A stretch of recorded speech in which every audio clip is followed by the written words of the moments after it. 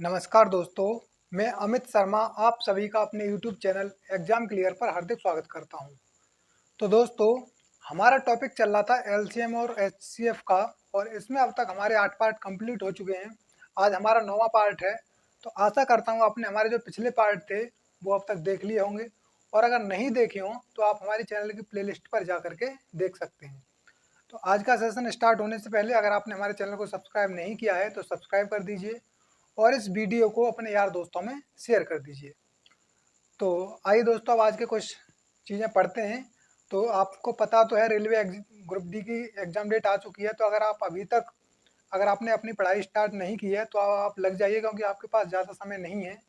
तो जो भी पिछली क्लासेस पढ़ी हुई हैं उनको आप एक बार रिवाइज कर लीजिए, वो आपके ग्रुप डी के लिए बहुत ही सफिशियंट हैं। तो आप उनको देखना मत भूलिएगा। तो आइए आज की क्लास स्टार्ट करते हैं। आज का पहला क्वेश्चन है, वह बड़ी से बड़ी संख्या ज्ञात करो जिससे 134, 59, 184 से भाग देने पर प्रत्येक दशा में 9 शेष बचे।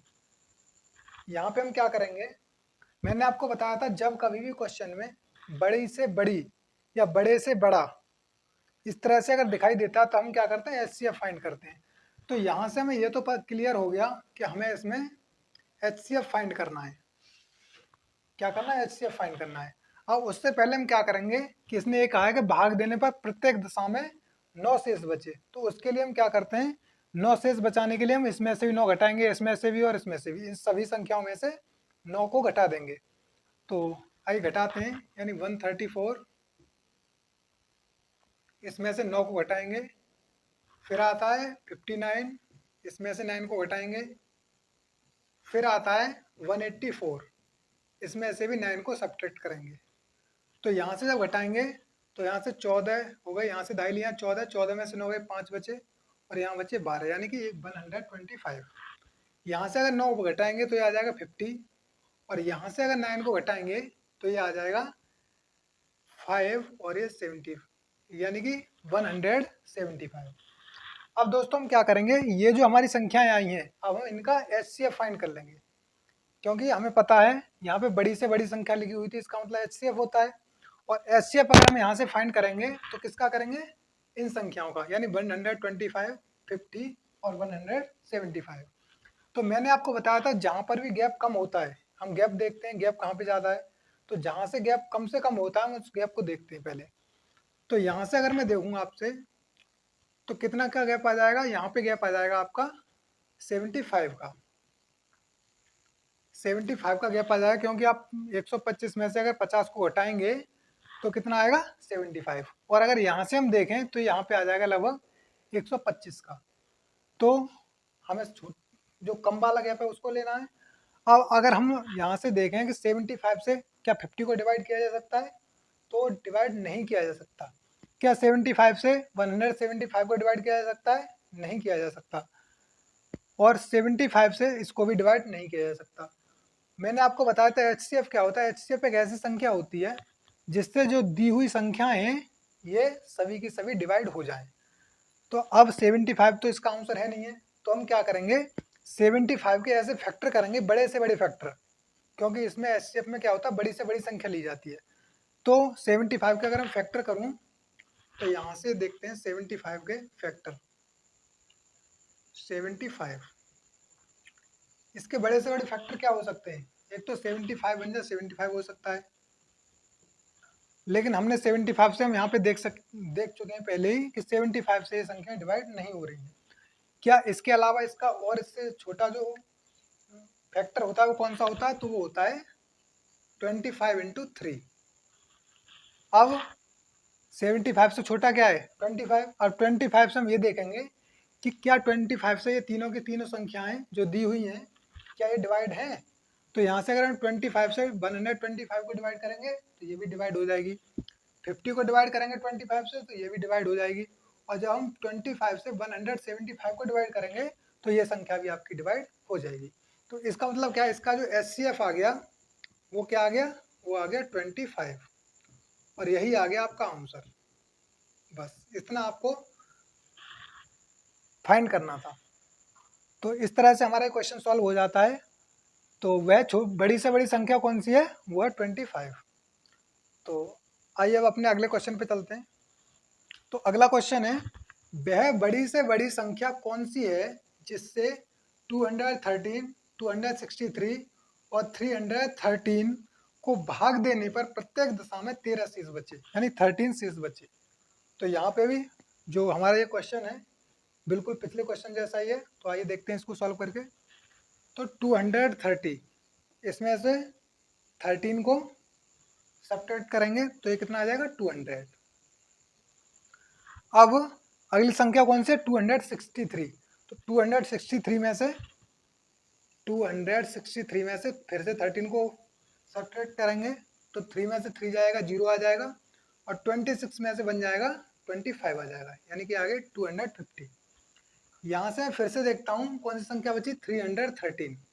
इसमें से भी अगर हम 13 को सब्ट्रैक्ट करेंगे तो क्या आ जाएगा 300। अब हमें इसमें क्या करना है, हमें इन तीनों का HCF फाइंड करना है, क्योंकि यहाँ पे भी बड़ी से बड़ी संख्या लिखी हुई है। यहाँ पे आपको बिल्कुल भी कंफ्यूजन नहीं होना चाहिए कि सर कहाँ पे हमें LCM लेना है और कहाँ पे हमें HCF फाइंड करना है। तो जहाँ पे भी आपको बड़ी से बड़ी संख्या दिखाई दे तुरंत आप HCF समझ जाइए, और जहाँ पर भी छोटी से छोटी संख्या दिखाई दे वहाँ पे तुरंत आप समझ जाइए कि यहाँ पे LCM फाइंड करना है। तो अब यहाँ से हमने देख लिया कि 200, 250 और 300 ये हमारी तीन संख्याएं आ गई। अब इनका हम HCF फाइंड करना है। तो मैंने आपको बताया सबसे पहले हम क्या करेंगे, इनका डिफरेंस देखेंगे। तो यहाँ से अगर हम डिफरेंस चेक करूँ 200 और 250 का तो ये आ जाएगा 50, और यहाँ से अगर 250 और 300 की बात करें तो ये भी आ जाएगा हमारा 50। और डिफरेंस आपका सेम है, चाहे आप इसको ले लीजिए चाहे आप इसको ले लीजिए, किसी एक को आप ले सकते हैं। अब क्या हम 50 से इसको डिवाइड करके देखेंगे इन तीनों संख्याओं को, 200, 250 और 300 को।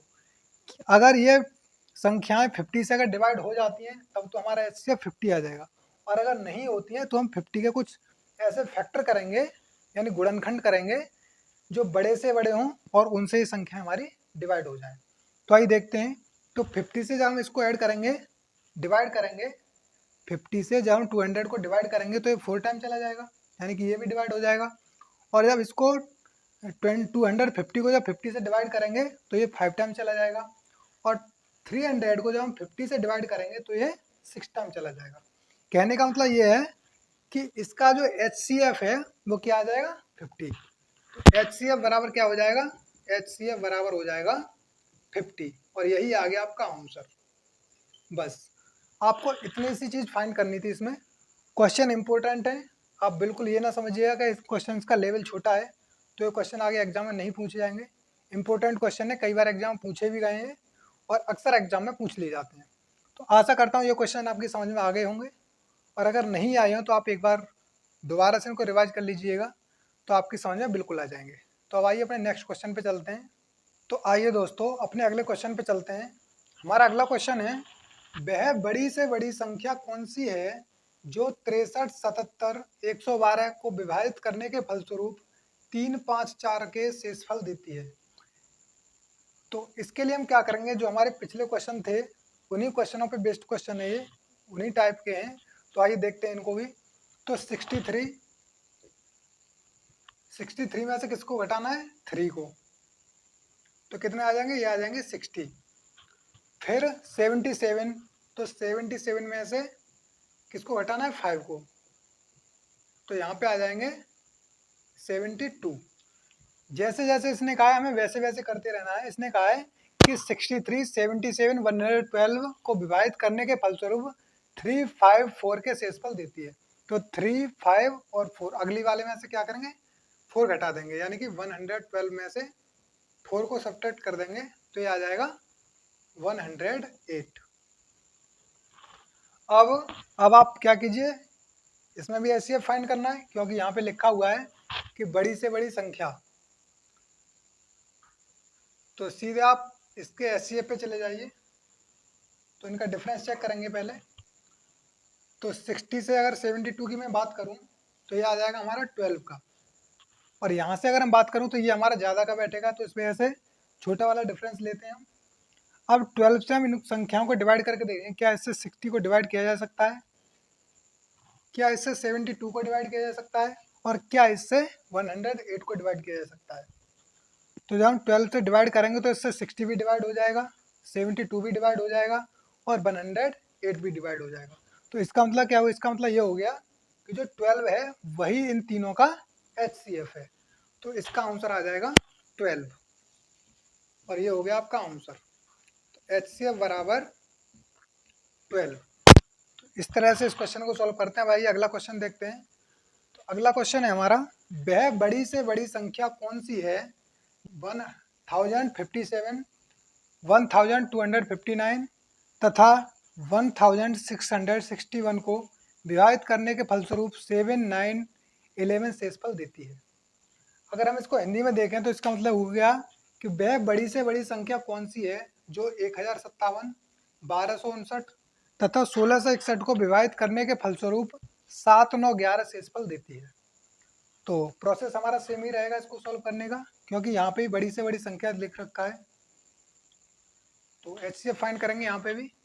तो 1057, 1259 और 1661। अब इसमें से हम 7, 9 और 11 को सब्ट्रैक्ट करेंगे। तो पहले 7 दिया है तो पहले 7 घटाएंगे, फिर 9 दिया है तो फिर 9 घटाएंगे और फिर 11 दिया है तो यहाँ पे 11 को घटाएंगे। अब घटाइए, ये आ जाता, यानी ये कितना आ जाएगा, जब हम इसको घटाएंगे इसमें से तो ये आ जाएगा 1050, यानी कि 1050। 1259 में से 9 घटाएंगे तो ये 1250 आ जाएगा और 1661 में से 11 घटाएंगे तो ये आ जाएगा 1650। अब इन तीनों का आप HCF फाइंड कर लीजिए। तो यहाँ से अगर मैं देखूँ तो इनका डिफरेंस कितना आ जाएगा, इसका डिफरेंस आ जाएगा 200 का। तो 200 का डिफरेंस आ गया, यहाँ पे डिफरेंस ज़्यादा बैठेगा। तो मैंने आपको बताया छोटा डिफरेंस लेना है सदैव। तो 200 का आप फैक्टर कीजिए। 200 से क्या 1050 को डिवाइड किया जा सकता है, तो नहीं किया जा सकता। अगर 200 से इसको डिवाइड नहीं किया जा सकता तो इसका 200 तो HCF हो नहीं सकता। तो अब हम क्या करेंगे, अब हम इसके फैक्टर लेंगे बड़े से बड़े। तो एक तो इसका फैक्टर होता है 100 × 2। तो 100 से क्या इसको डिवाइड किया जा सकता है, नहीं किया जा सकता। तो इसका मतलब 100 भी इसका HCF नहीं होगा। क्या और कोई इसका HCF हो सकता है, तो हाँ, और इसका फैक्टर होता है 50 × 4, क्योंकि इससे छोटा तो यही होता है। फिर अब क्या 50 से इनको डिवाइड किया जा सकता है, तो 50 से 1050 को डिवाइड किया जा सकता है, 50 से 1250 को भी डिवाइड किया जा सकता है और 50 से 1650 को भी डिवाइड किया जा सकता है। तो इसका मतलब क्या हो, इसका मतलब ये हो गया कि इन तीनों का यानी 1050, 1250 और 1650 का HCF कितना आ जाएगा, उसका HCF आ जाएगा 50, यानी कि HCF बराबर 50। और ये आ गया हमारा आंसर। बस ये हमें फाइंड करना था। तो आशा करता हूँ इस टाइप के क्वेश्चन आपकी समझ में आ गए होंगे, और अगर समझ में नहीं आए हो तो आप एक बार क्लास को रिवाइज कर लीजिएगा, तो जो भी आपके डाउट रहेंगे वो क्लियर हो जाएंगे। अब आइए अपने नेक्स्ट क्वेश्चन पे चलते हैं। तो आइए दोस्तों, हमारा अगला क्वेश्चन है, दो संख्याओं का मासा व लासा 11 तथा 693 है। यदि उनमें से एक संख्या 77 है तो दूसरी संख्या ज्ञात करो। इस टाइप का दोस्तों एक दो क्वेश्चन मैंने पहले भी करा दिया था, आप इसको एक बार फिर से देख लीजिए। क्वेश्चन आसान होता है और पूछा भी जाता है एग्जाम में। तो इसको कैसे करेंगे, मैंने आपको बताया था कि मासा गुणा लासा, यानी महत्तम समावर्तक गुणा लघुत्तम समावर्तक, यानी HCF × LCM बराबर क्या होता है, बराबर होता है पहली संख्या गुणा दूसरी संख्या। ये आपको सदैव ध्यान रखना है, यह इसका फॉर्मूला होता है और सिंपल होता है बिल्कुल। में से गुणा ले से बराबर पहली संख्या गुणा दूसरी संख्या। अब आप इनकी वैल्यू पुट कर दीजिए। तो मासा कितना दिया हुआ है 11 इंटू लासा कितना दिया हुआ है 693 इक्वल क्या दे रखा है, पहली संख्या दे रखी है 77 और दूसरी की हमें पता नहीं है, तो हम इसको x मान लेते हैं। आप कुछ भी मान सकते हैं, x, y, z जो कुछ भी आप मानना चाहें, या a या b भी मान सकते हैं आप। तो अब आप इनको संख्याओं को काट के देख लीजिए, अगर संख्याएं कट जाती हैं तो अच्छा, नहीं कटती हैं तो फिर हम आगे फिर से देखेंगे। तो 11 से 1 टाइम कट जाएगा और 11 से कट जाएगा 7 टाइम्स। अब क्या 7 से इसको डिवाइड किया जा सकता है? तो आइए देखते हैं। तो 7 9 या कितना होता है 63, और यहाँ पे कितने बचे? यहाँ पे बचे 63 के बाद में यहाँ पे बचे 6, तो फिर से 63 हो जाएंगे, और 7 9 या 63। तो अब अगर हम इसको देखें तो 7 से 7 कट गया, और 7 से इसको हमने काट दिया 99 टाइम्स। तो ये कितना आ जाएगा? 1 इंटू 99 कितना हो गया? 99। और ये आ गया x, यानी x की वैल्यू आ गई हमारी 99। तो अगर हम यहाँ से चेक करें तो जो हमारा जो दूसरी संख्या थी वो कौन सी आ गई? 99। इसमें दूसरी संख्या जो थी क्वेश्चन में जो पूछी गई थी वो कितनी थी? 99। तो ये क्वेश्चन आपकी समझ में आ गया होगा। आप फिर से एक बार रिवाइज कर लीजिए। 11 इंटू 693, और इधर हो गया 77। 11 से हमने इसको एक बार डिवाइड कर दिया, और 11 से इसको 7 बार डिवाइड कर दिया। फिर 7 से हमने इसको डिवाइड किया, 7 ने 63, यहाँ पे 6 बचे, फिर से 63 हो गए, और 7 ने 63, तो ये आ गया 99। और इस तरह से हमारा ये आंसर आ जाता है। अब आइए अगला क्वेश्चन देखते हैं। इसी टाइप का क्वेश्चन है ये भी। दो संख्याओं का मासा 23 तथा लासा 460 है, इनमें से एक संख्या 92 हो तो दूसरी संख्या ज्ञात करो। सेम क्वेश्चन है, और क्वेश्चन को सॉल्व करने का प्रोसेस भी हमारा सेम ही है। तो आइए देखते हैं। तो मासा गुणा लासा, इसका मतलब क्या हो गया? 23 इंटू 460 बराबर हो जाएगा, पहली संख्या दे रखी है 92 इंटू दूसरी संख्या मान लेंगे हम x। तो इनको काटिए पहले, जो संख्याएं कट जाती हैं। तो 23 से 1 टाइम कट जाएगा, और ये 23 से कट जाएगा 4 टाइम्स। अब 4 से इसको डिवाइड कर दीजिए, तो 4 बन जा 4।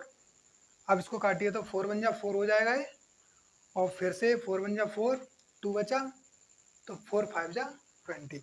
यानी अब हम 1 इंटू 150 करेंगे तो कितना आ जाएगा? 150, क्योंकि जब एक की गुणा में 115 में करेंगे तो 115 आ जाएगा। बराबर इधर क्या बचा? x की गुणा एक में होगी तो x आ जाएगा।